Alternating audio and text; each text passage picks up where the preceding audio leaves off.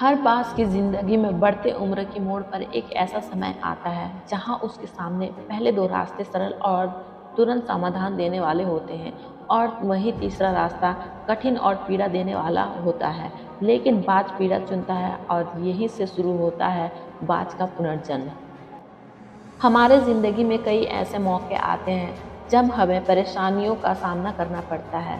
कई लोग तो जीवन में संघर्ष कर आगे निकल जाते हैं और कई अपने हालातों से हार मानकर खुद को ज़िंदगी के हवाले कर देते हैं।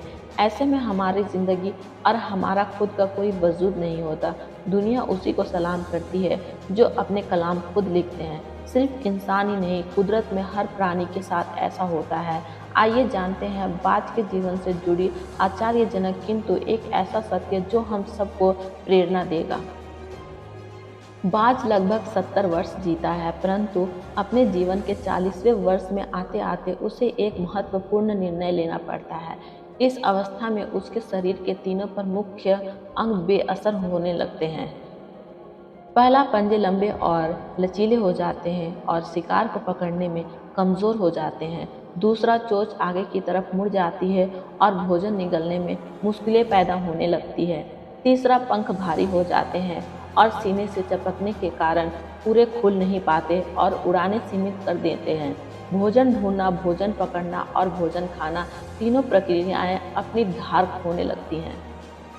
उसके पास तीन ही रास्ते बचते हैं, या तो अपना शरीर छोड़ दे या अपनी प्रवृत्ति छोड़ गिद्ध की तरह त्यागी हुई भोजन पर निर्भर हो जाए, या फिर स्वयं को फिर से स्थापित करे आकाश के साफ तौर से जाहिर बादशाह के रूप में। जहां पहले दो रास्ते सरल और तुरंत समाधान देने वाले हैं, वहीं तीसरा अत्यंत पीड़ादायी और लंबा। बाज पीड़ा चुनता है और स्वयं को फिर से स्थापित करता है। वह किसी ऊंचे पहाड़ पर जाता है, एकांत में अपना घोंसला बनाता है और तब शुरू करता है पूरी प्रक्रिया। सबसे पहले वो अपनी चोंच चट्टान पर मार मार कर तोड़ देता है और चोंच से अधिक पीड़ादायी कुछ भी नहीं है पंछी राजा के लिए।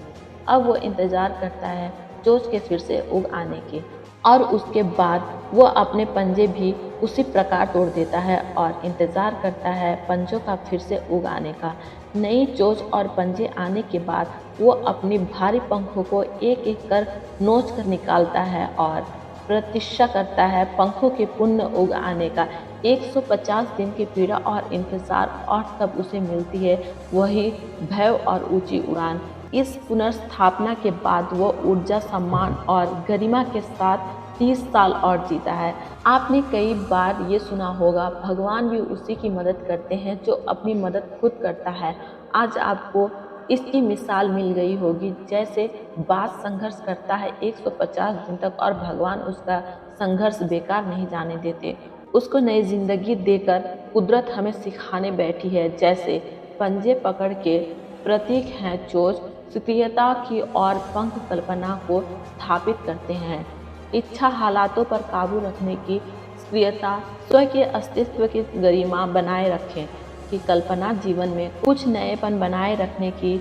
हम में भी 40 तक आते आते इच्छा, सक्रियता और कल्पना तीनों की तीनों निर्बल पड़ने लगते हैं। हमारा व्यक्तित्व ही ढीला पड़ने लगता है।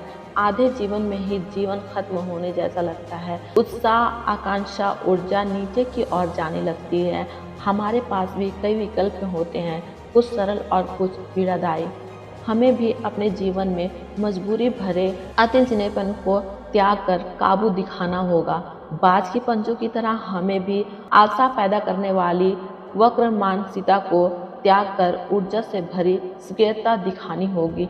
बाज की चोंच की तरह हमें भी भूतकाल में जकड़े अस्तित्व के भारीपन को त्याग कर कल्पना की आज़ाद उड़ानें भरनी होंगी। बाज के पंखों की तरह 150 दिन न सही 1 माह ही बिताया जाए स्वयं को दोबारा स्थापित करने में।